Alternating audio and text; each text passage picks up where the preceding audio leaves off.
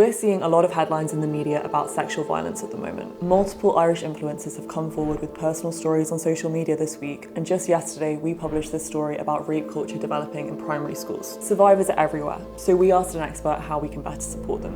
You are almost always in the company of a survivor. Statistically, there's a very, very strong chance that there is someone in your friend group, in your family, in your workspace, whatever it is, who has an experience. We need to be conscious about how we talk about sex, consent, sexual violence, relationships, and in particular maybe how we pass comment on court cases that might be high profile, because statistically it is almost certain that you know a survivor and you care about a survivor, and you just may not know that they are a survivor of sexual violence. Anyone can be a victim of sexual violence, but we do know that the majority of victims are women.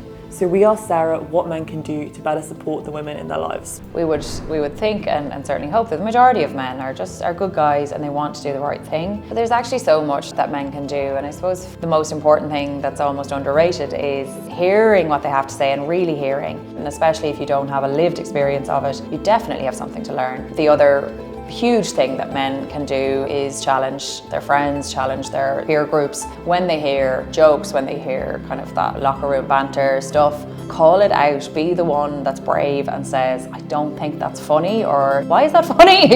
Explain to me why that is funny. It's much more difficult and much more, I suppose, taxing for women to have to do that all of the time. Chances are you'll find actually most of the group don't think it's funny, but no one wanted to be the first one to say it.